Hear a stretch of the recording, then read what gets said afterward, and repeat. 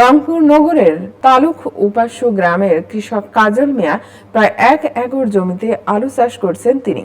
ক্ষেত থেকে বেশিরভাগ আলু তুলেছেন তিনি, কিন্তু হিমাগারে আলু রাখার বুকিং দিতে পারেননি। কাজলের দাবি, হিমাগারগুলোতে ক্ষুদ্র চাষিরা আলু রাখার সুযোগ পাচ্ছেন না।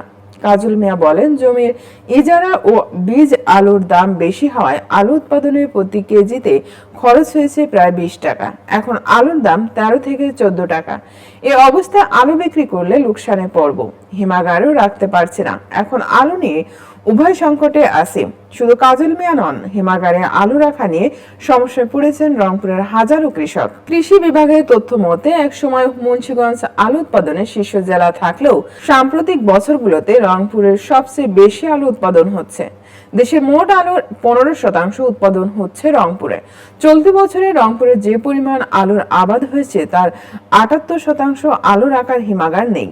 কৃষি বিভাগ সূত্রে জানা যায়, 2022-23 অর্থ বছরে রংপুরে 53,305 হেক্টর জমিতে 13,04,317 মেট্রিক টন আলু উৎপাদন হয়, যা সারা দেশের জেলাগুলোর মধ্যে সবচেয়ে বেশি।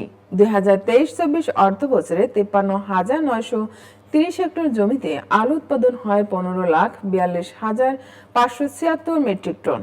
এবার 2024-25 অর্থ বছরে আলু চাষের লক্ষ্যমাত্রা ছিল 53,950 হেক্টরে, কিন্তু আলু আবাদ হয়েছে 66,280 হেক্টরে।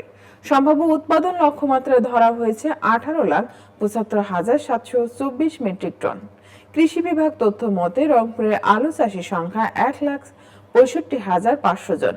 রংপুর কৃষি বিপণন অধিদপ্তরের জ্যেষ্ঠ বিপণন কর্মকর্তা শাকিল আক্তার বলেন, একটি সরকারি সহ জেলায় 40টি আলু হিমাগার আছে। এসব হিমাগারে 4,16,300 মেট্রিক টন আলু রাখার সুযোগ আছে।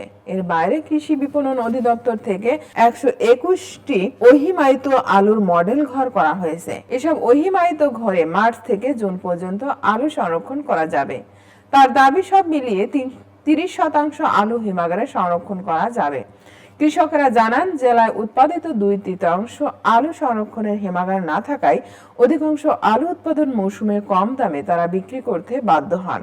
উৎপাদন মৌসুমে সরবরাহ বেশি থাকায় কৃষক ন্যায্য দাম পান না। এতে কৃষকেরা আর্থিকভাবে ক্ষতিগ্রস্ত হচ্ছেন।